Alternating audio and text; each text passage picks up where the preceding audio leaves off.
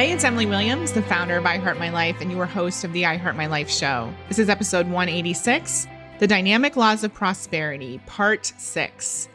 So this is the final part of my incredible series on Catherine Ponder's The Dynamic Laws of Prosperity, the book that I highly recommend every single person on the planet read because it is such a game changer. In today's episode, we're talking about the final 3 chapters of the book, the first of which is a chapter all about persistence and how persistence truly has so much power when it comes to creating wealth. The next chapter that we're going to cover is all about debt, how to handle debt, how to think about debt. And I know for a lot of people, especially business owners, debt is a big consideration. Do we take on debt to build our business? What do we do with our current debt? How do we think about it? How do we continue to be abundant while having debt? So we're going to cover all of that. And then finally, she wraps up the book by talking about the power of the mind when it comes to healing yourself and your body. So if you're suffering from anything health-wise, you're definitely going to want to listen to this episode. So without further ado, I want to go ahead and dive in. And I want to remind you, if you've missed any of the other episodes, go back and listen to those before diving into this one. I've received so much response from this whole series, and I'm so excited to see that so many people resonate with this work as much as I do. Even my podcast editor sent me a text about how a few of the episodes have changed her life. For example, she had this guitar that she was trying to sell for a long time, and she ultimately realized that she still had an attachment to it. So she did the forgiveness work, she released it, she got over it, moved on, and the very next day she had an offer on her guitar. So I just love seeing all these success stories. I love seeing all this transformation, and that's what's in store for you when you listen to the entire series.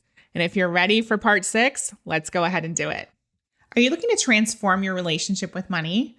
Are you looking to make more money? Are you looking to increase your sales or maybe support your team in making more sales? If so, keep listening. We have our I Heart Money course available just for you. This is my signature course that helps you uncover all the things that are stopping you from creating more wealth. We go through 8 modules together. You get a workbook plus video trainings, as well as access to over 20 hours of group coaching calls that I recorded with real life women who want to make more money. You're going to get so much from this program, and I want to give you an opportunity to get it at 15% off. So if you go to iheartmylife.com and go to our courses page, you're going to see I Heart Money on there. If you use the promo code podcast, you're going to save that 15%. We'll also link it in the show notes. I want to make sure that you are able to create as much wealth as you desire, because that's the only way that you're going to be able to impact the world and step fully into your purpose and have all of the opportunities that you desire. You deserve to live a life of abundance. You deserve to be fully satisfied. You deserve to be fulfilled. And that's what I Heart Money is all about. So again, it's perfect for you if you are a new entrepreneur. It's perfect for you if you are a seasoned entrepreneur looking to go to the next level. It's perfect for you if you're in a career and you want to have a raise. It's perfect for you if you want to support your team in going to the next level. Maybe you have a sales team and you want to help them hit their next level money goals. It's also perfect for you if you want to learn all about money mindset and teach it to your clients. So again, go to iheartmylife.com, go to the courses page and check out I Heart Money and use the promo code podcast to save 15%. All right, so the first chapter we're going to dive into is the prosperity law of persistence. She says, the prosperity law of persistence might easily be described as the can-do attitude. Nothing in the world can take place of persistence. Talent will not. Nothing is more common than unsuccessful men with talent. Education will not. The world is full of educated derelicts. Persistence and determination alone are omnipotent. There is nothing halfway, lukewarm, or half-hearted about persistence. It is bold, daring, and fearless. It does not hesitate, but goes after what it wants and keeps plugging until it gets results. A good statement to use in the face of distressing lulls or setbacks is, I am not discouraged, I am persistent, and I go forward. She says to remind yourself often, I am not on the way out, I am on the way up, which I absolutely love. Then she gives the example of a plow. She says, a plow is an implement used to cut up, turn up, and break up the soil for planting. Your persistence is your mental plow, which helps you break up those old failure attitudes of mind, which have previously kept success from you. Once you have broken up the feeling of defeat, you are ready then to launch forth with the can-do attitude that will surely show you how to succeed. So I really love that example, thinking about the plow as the thing that's breaking up all those old thought habits, that failure attitude, as she describes it. And then you have the space and the clarity to move forward. The next section, she talks about how we should never surrender to defeat. She said, the average person surrenders too easily to appearances, when often just a little more enduring persistence is all that is required to turn the tide from failure to success. The word persist literally means to refuse to give up. We've all seen that little graphic of the person mining for the diamonds. And then there's one part of the graphic where the person turns around and you can see that the diamonds are literally on the other side of the wall. And then the other part of the graphic is someone who kept going and actually was able to reach the diamonds. Okay. Then she gives us a little quote here. She says, to tell yourself, I refuse to give up. I shall continue firmly, steadily, and insistently until my good appears. She says, often all it takes is a little more persistence and thinking big, working steadily, and expecting big results in order to bring them forth in your life. A recent advertisement carried this caption, people who chase dreams are the most likely to catch them. So great. The next section says, persistence produces success. She says, when you meet disappointment constructively, you can still go forward to greater good. Indeed, through persistence, so much good can be added to the present moment that it blots out the emptiness, discouragement, and failure of the past. So she's saying whenever you're feeling disappointed, meet that constructively. Look at all of the things that are positive, all the things that are producing even more strength in you, producing more awareness, producing more knowledge. We all know that oftentimes failure and challenge is one of the reasons we actually get to the success that we want, right? Then she goes on to talk about this. She says, failure can prelude success. Oftentimes, failure is success trying to be born in a bigger way. She told us this previously. And persistence helps you to experience that greater result. Here's a story that she shares, a personal story, which I actually find really interesting because although the book is written from her perspective, she uses far more examples from her clients and other people in her life than herself. So I was really intrigued by her and excited to read this part of the book. She says, for a while, her articles that she was writing were being rejected. And so she says, months later, as I began to evolve the laws of prosperous thinking, it became evident that the rejections of my articles were an indication that I was not thinking big enough. The time had come for me to write books instead of articles. Those rejection slips were nothing but success trying to be born for me in a bigger way. It was then that the ideas began to form for the writing of this book. My first reaction was, if you can't even write articles that are accepted for publication, how can you possibly expect to write a book that will be accepted? But Prosperous Thinking insisted on the opposite attitude. My previous failures in writing magazine articles were but an indication that the time had come to aim higher. So I think this is so interesting. How many of us would take that as a sign that we aren't meant to write at all? Instead, she flipped it and used it as an indication that she was meant to aim higher. She said, had my articles continued to be accepted, I probably never would have pushed past that level. So I was able to establish and maintain the attitude, I refuse to give up. I shall continue firmly, steadily, and insistently until the good appears in this existence. Someone has said that success is failure turned inside out. I believe it. So I just love that example. It's such a great reminder that sometimes failure is that indication of us needing to do something bigger. So instead of believing that it means you need to stop, what if you shift that and actually look outside the box and allow yourself to go to the next level instead? What if what you're aiming for right now is not actually big enough? I just love that. Mind blown.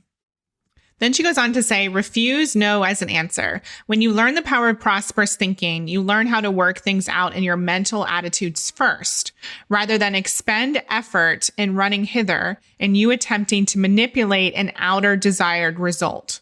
The inner will produce the outer, but you must persistently produce the inner first. I'm going to repeat that. The inner will produce the outer, but you must persistently produce the inner first. I love that. Persistently. So it's not just a one-off thing. It's you consistently thinking in a certain way. Then she says, persistence works both ways. We have all used persistence to fail when we should have used it to succeed. If you persist in expecting and talking failure, there is no power in heaven or earth that can prevent failure from appearing in your world. So think about it. You're persistent in one way or another. You might as well use it in the way that you want it to go to be successful. She says, one right attitude is enough. Physical science has discovered that everything can be reduced to a few primal elements, and that if the entire universe were destroyed, it could be built up again from a single cell. In a like manner, you can expand and rebuild your financial world from a single right attitude, which you can persistently hold to. By refusing to give up or give into failure, failure finally is worn out by your persistence and gives up its power to success. That's so awesome, right? So failure is finally worn out by your persistence. She says, meet hard experiences with persistence. Meet hard problems by persistently refusing to give up to them. Insist upon receiving a blessing from those experiences. Face them with dauntless courage or daring. If you have ever had the breath knocked out of you, you probably found the process of normal breathing was not sufficient to restore proper breathing. Instead, you had to fight for more air. In a like manner, in times of apparent failure or discouragement, if you do not vigorously persist in believing that you can and will succeed, you are likely to curl up forever in the clutches of defeat and failure. That's such an amazing example of getting the breath knocked out of you. Or think about if you held your breath underwater for too long, you would have to get to the surface as fast as possible and swim really, really quickly with a lot of determination. It wouldn't just be that you would casually drift up to the surface. You would have to really get up there quickly to be able to breathe. And it's the same thing here. So really fighting and making sure that you are being persistent in terms of what it is that you want and not going into a place of being defeated. Now, I want to make a differentiation here between you fighting for what you want and you not being in acceptance of what's happening. So you can still be in acceptance of the current moment and want more. And that's really important. So we're not anti the current moment. We're not making the situation wrong. We're just saying, you know what? No, this is not all that is available to me. This is not the result that I'm craving. Yes, it's the result right now, but I'm going to keep moving forward until I get a different result. Okay. Then she goes on to say, plod on to victory. It is not necessary for you to have money to get a start in life, nor that you inherit property, family name, or privileges of any kind. The one thing you do need, however, is a goal and a persistent, plodding determination to reach that goal no matter what. She says, don't look back, look forward. If disappointment tries to sidetrack you along the way, meet it as best you can and then keep going. No negative experience can stop you for long if you don't look back after such episodes. Then she pulls from a section of the Bible. She says, learn a lesson from Lot's wife, who became hard and crystallized when she looked back. Instead, get your vision back on your goal and begin moving towards it in whatever way seems most logical at the moment. If you have been sidetracked or can't do anything directly to work towards it, there are little things that you can do that give you the feeling that you are moving towards it. Do them. They will lead to bigger opportunities along the way. So basically what she's saying here is don't get sidetracked in the failure. Keep taking small or big, whatever you can do, steps forward in the direction of your dreams. She says, persistence alone is all powerful. Dogged determination outlasts and outgames talent. Persistence is a characteristic to which success invariably surrenders. I'm going to read that again because it's really important. Persistence is a characteristic to which success invariably surrenders. Calvin Coolidge offered this gem. Persistence alone is omnipotent. Defeat may test you, but it need not stop you. Regard apparent failure, disappointment, or defeat simply as signposts that success is just around the corner. Use them as greater incentives to forge ahead, and suddenly there will loom upon your pathway your heart's desire or something better. Have your plans carefully in mind of what you will do when success arrives, because just when it seems the least possible, the tide will turn for you. I think that's so important. How many of us have these things that we want, but we have no plans for when success actually arrives? Think about that. If you knew something was going to happen, you would make a plan for it. Maybe you have experienced childbirth, and so you knew when the baby was coming. So you got the room ready, you bought the clothes, you bought the stroller, you had a plan. So what about you building your business? What about you making a certain amount of money? Do you have a plan for the money? Money loves purpose. If not, make your plan. Now we're going on to chapter 17. It's called What About Indebtedness? So this is a really interesting chapter for those of us who have debt or have had debt or have any sort of weird relationship with debt, any sort of shame.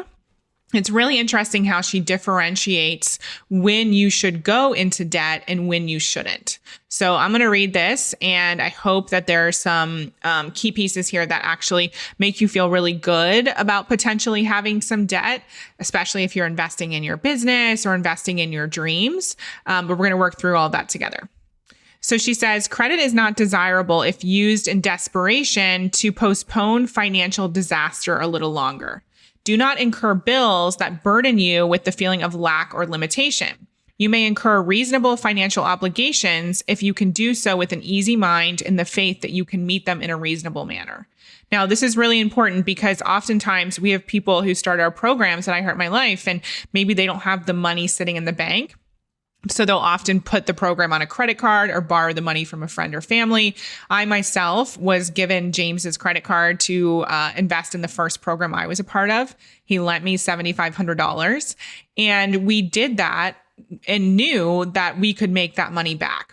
So what she's saying here is don't go into debt to postpone financial disaster, but you can incur reasonable financial obligations if you do so with an easy mind in the faith that you can meet them in a reasonable manner. So she's saying that you are investing in things that are going to create opportunity for you, not lack and limitation. Okay. She says, no debt is good if you resent or fear it, because such an attitude causes it to become a burden. So there are people who even take on student loans or invest in their business, and they're so anxious about it and so fearful and feel so much shame that it actually does become a burden, and it becomes harder to make that money back and to pay things off. So she's saying the attitude that you attach and that you infuse in the money that you're spending is so, so important. She says, so long as you don't resent or fear financial obligations, you can maintain mental and emotional control over them and your thoughts, feelings, and reactions. When you maintain a feeling of control, not feeling helplessly bound to debts, you keep the way open for the rich substance of the universe to flow to you in expected and unexpected ways, making it possible for you to meet each obligation. That's super important. So if you can't get yourself to the place of being able to be excited, happy, grateful that you had that amount of availability on a credit card or that someone lent you the money, then don't take on the financial investment, because you're going to infuse lack and negativity around the investment. Hopefully that makes sense. She gives a few specific examples in this chapter that I found really powerful. I'm going to paraphrase one of them. Basically, there was a woman who had resentment towards debt and financial obligations that had been brought about by her husband's business. And she always had this resentment for the farm that they owned in particular. And so Catherine Ponder goes on to say, later, as her former resentments were replaced with love and appreciation for the farm, her husband decided to give up his sales work to move his family into town and to go into a contracting business. A competent manager was hired to run the farm. As this woman continued to praise and give thanks for her many blessings, her farm and her husband's new business both prospered. She now enjoys a happy home life with her husband and her children, along with taking an active part in church. When she no longer resented her obligations, she gained control of them and was able to meet them victoriously. So think about your obligations and the fact that you are essentially a magnet. If you are resentful towards your obligations, you're not going to attract the money to pay those off. It's going to be like, there's a complete mismatch. right? So we want to attract the money to pay these things off and to continue to move forward and be prosperous. That means you need to show gratitude. So this is really important for you understanding this on an even deeper level. So this section is called Criticism Produces Indebtedness. She says, when bills come in, greet them in an unruffled frame of mind, reminding yourself that they represent blessings that you are already enjoying. That's really important. So a bill represents something that you have already enjoyed. It could be an electricity bill. It could be a water bill. It could be a credit card bill from the trip that you took with your family. She says a negative critical attitude towards bills causes many people to get into debt and stay there.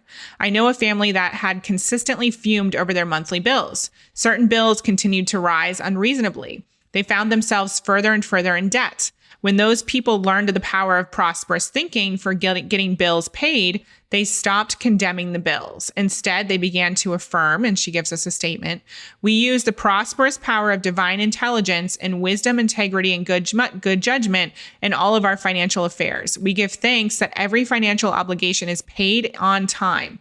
Thereafter, their bills decrease to a reasonable size again. She says it is not only unpleasant and unnecessary, but foolish and dangerous to waste time and energy criticizing anything. We all know that. We don't feel good when we criticize. It's a waste of energy, especially financial obligations owed or owing you. Such a negative practice can lead to permanent indebtedness and even more utter financial ruin. If you are not willing to give of the substance that comes to you to pay your bills, why should you reasonably expect the rich substance of the universe to flow easily into your life? So let's break that down a little bit. She's saying, if you're not willing to spend money to pay your bills, why would you expect people to pay you? And that makes total sense when you think about it. We get what we put out into the world. And so if you're putting out this resentment over spending money or this fear, whatever it is, that's what you're going to get back. She says an ungrateful attitude of mind brings ungrateful, limited financial results. So ask yourself, when you're seeing bills get automatically paid, or when you're manually paying these bills, maybe you're reviewing your bank statement or whatever it is, are you of the mindset of, oh, I wish I didn't have to pay this. This feels so painful. Are people constantly having to chase you to make payments? Are you paying the bare minimum every single month? Are you paying with disdain and resentment? Or are you paying with joy and pleasure? Very few people, I have to say, pay with joy and pleasure. So I really want you to check yourself. And this is a great reminder for all of us to pay attention to the bills that come into our inbox or on our bank statements and really infuse them with gratitude and positivity. That's huge. So she talks about here exactly what I just said. Gratitude prospers. Never criticize or condemn anything or anyone if you wish to become debt-free and remain debt-free. That is a really bold statement. Never criticize or condemn anything or anyone.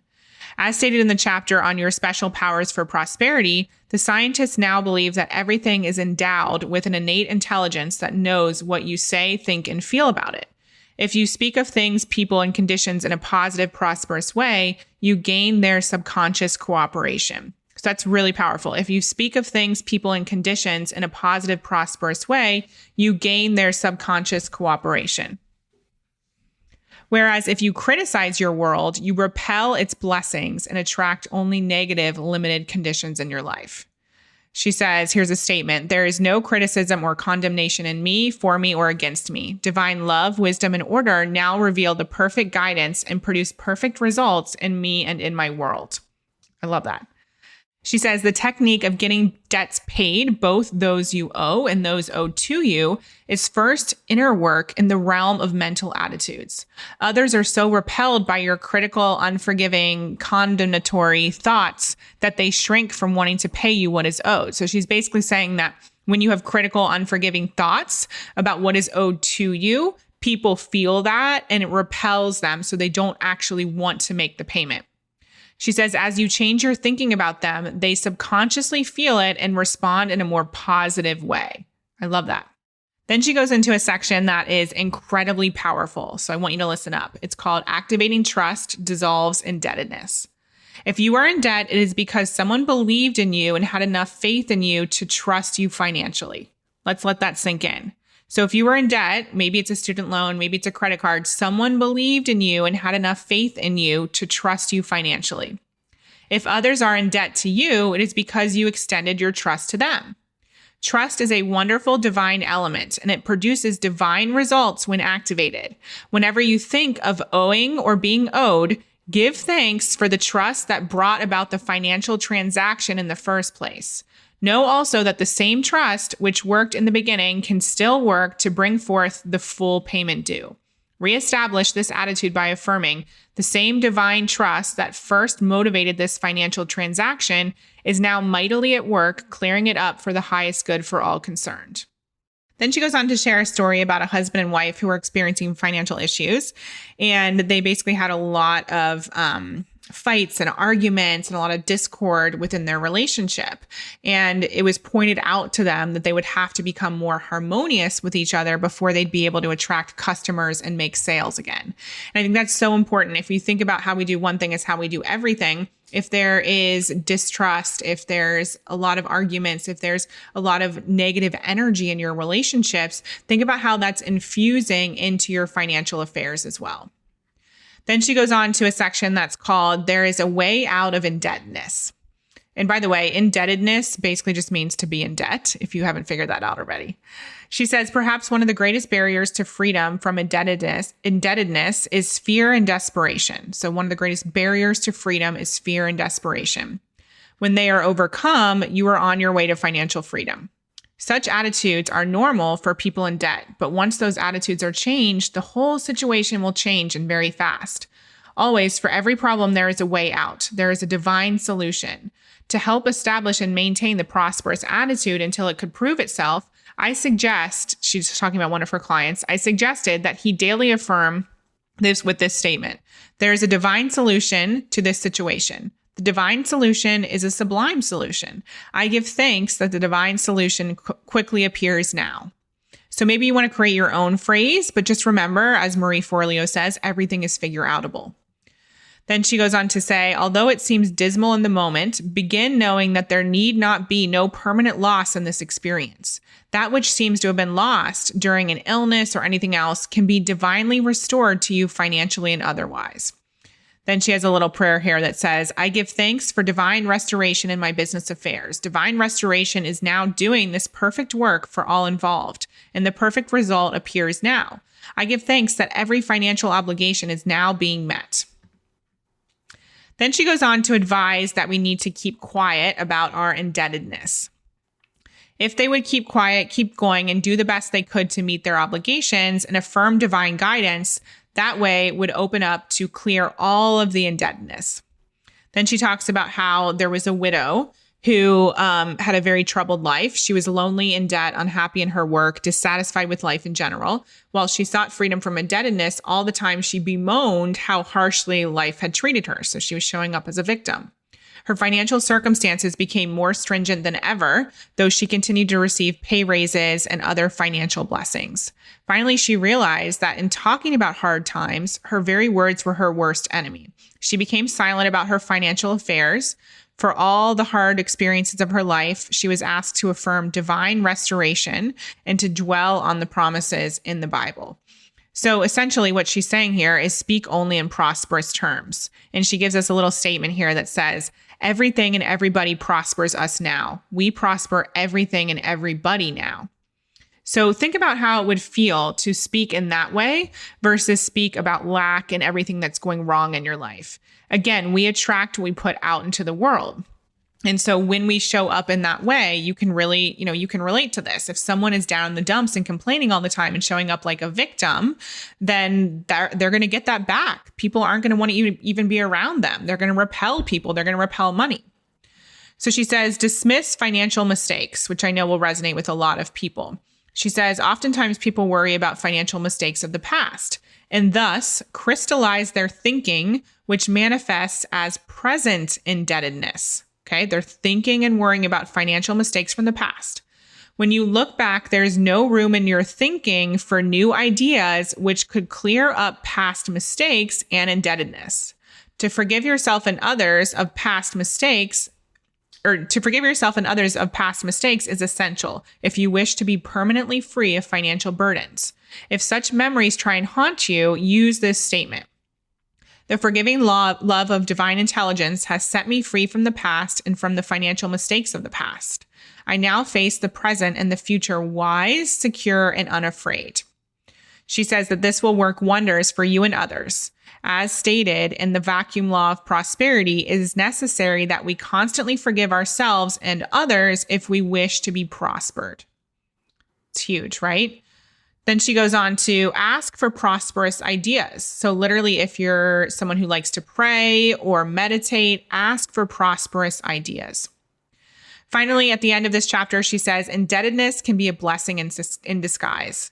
When unpleasant experiences come upon you, it is often because there are new ways of living and new methods of work trying to open you. In most instances of indebtedness, those who are financially embarrassed are very fine people who are trying to live prosperously on limited income. However, if they have rich desires, it is because they also have rich talents and abilities that are seeking expression. Now, this is huge, okay? This is a lot like the quote that I often talk about, basically saying that if we have a desire, desires are meant for us and possible. They're dropped in, they're like your DNA, they're a part of you, and they're also a way to get you to become more. So it's never about making the money, it's about who you become in the process. Because that desire, that thing that's inspiring you, it causes you to start the business, to transform your mindset, to implement a new strategy, to get comfortable being visible on camera so you can have more impact and utilize your talents. Okay, that's what she's saying here. She says their desire for a richer good is very strong, but their bank account has not been equally expanded. Often, they are people who are doing mediocre work when their talents and abilities, if developed, would bring them a rich income to balance out their rich desires. So dare to use new ideas that come to you when you are working out financial problems. Reread, study, and follow some of the suggestions for developing your talents and abilities that are given in the chapters on work and financial independence. So this is huge. I want you to understand. So maybe you've been taught that you have expensive taste. Maybe you've been told that you need to find a wealthy husband in order to have the life that you want, right? And I want you to understand that when you're judging yourself for having expensive taste or wanting nice things, then that's going to block you from having those things because we don't want to be in judgment of ourselves, okay? So we never actually get there. So the first step is to understand that your desires and everything that you want, it's meant for you and possible. And those desires are inspiring you to go to the next level and to utilize your talents and to step out of mediocre work to become that next level version of yourself. That's huge. And then your bank account can expand to reach your desires and they can be in harmony.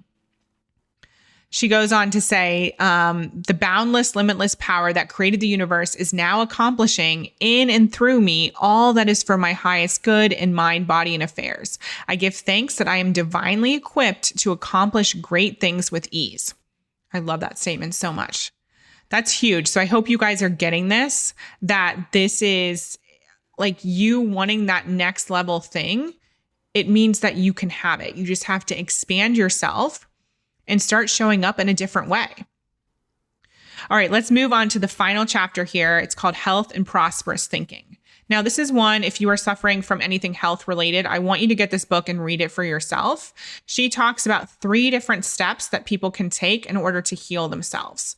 So the first step is forgiveness. Okay, she gives an example here. She says, I knew a wealthy woman who tried desperately to lose weight. Several times she obtained stringent diets from specialists at various hospitals. But once she lost the weight, she could not maintain it. Finally, she wrote of her frustration about weight, wondering why she could not maintain a reduced weight. From personal friendship with her, I knew that she and her husband traveled all over the world. They had a spacious country estate filled with interesting objects collected in their travels. Her husband had often complained that these things cluttered the house, so that it was necessary to keep a staff of servants to care for all their possessions. This woman had stored many other possessions in the cellar, in addition to crowding all their closets. I suggested that she prayerfully consider the vacuum idea, as discussed in chapter 3. and ask for divine guidance concerning what she should release from her emotions and perhaps from her life in order to lose the weight and remain slender. In a meditation thereafter, she realized that she had long been holding unforgiving thoughts towards a relative who had caused her much distress. She began to daily declare and release, and she began to daily declare forgiveness and release and freedom from that connection. She also got the feeling that she should heed her husband's request and clear out the house of objects, which were admittedly congesting the atmosphere. She cleared out the closets, cellar, and storage areas, called the Salvation Army, and passed on unused items that could do good where they were needed. Her husband was elated. She said that the very act of release gave her a sense of freedom and peace that she hadn't known in years. Interestingly enough, she thereafter went on another diet, has been able to maintain a loss in weight ever since. She now states that it was the act of forgiveness, release, and literal, as well as mental house cleaning that brought forth her desires. So I love that.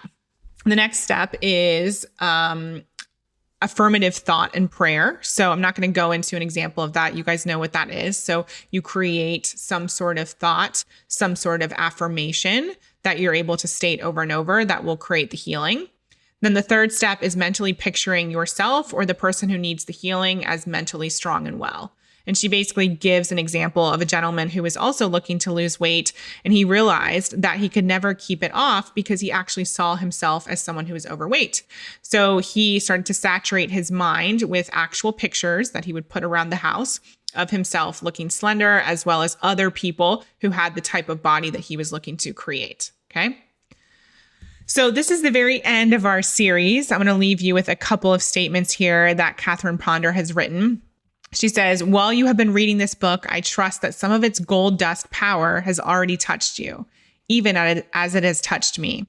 She says, continue to study these prosperity laws and to apply them daily. Continue to invoke prosperous thinking deliberately and definitely. Do so with real joy and with great expectations. As you persist, your own divinely intended gold dust shall surely appear as greater peace, health, and plenty in your life. Accept gladly those gold dust results. So I want to leave you with that. And also thank you for being a part of this series. This is a series that I knew I had to share with you regardless of what anyone thought. And what I mean by that is, I don't know many people who do a 6-part series on a book, but I knew because this book impacted me so much that I wanted to share this with all of you. So I hope you loved it. I hope it touched you. I hope it's created some sort of gold dust power for you, as Catherine Ponder talks about. And I just want to remind you that these episodes are available for you whenever you need them. The person who referred me to this book, Dr. Jay LaGuardia, who I also interviewed on the show, he mentioned just in passing that this was something he read every single morning. So I want to let you know that this is available for you to dive into whenever you need it. I'd love for you to share it with anyone who you think would resonate with this message. Spread the message, pass on the word. This is stuff that everyone needs to hear because we all deserve and have the ability to be wealthy. Thanks for listening.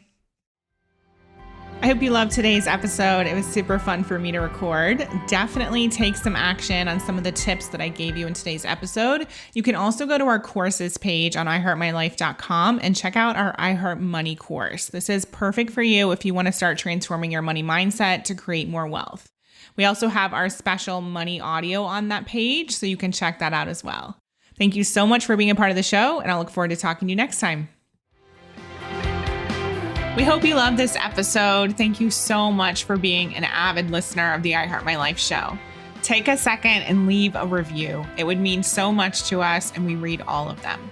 And for further inspiration and life and business tips about creating a life that you love and achieving massive success, definitely follow us at I Heart My Life on Instagram and at I Heart My Life Now on Facebook. See you next time.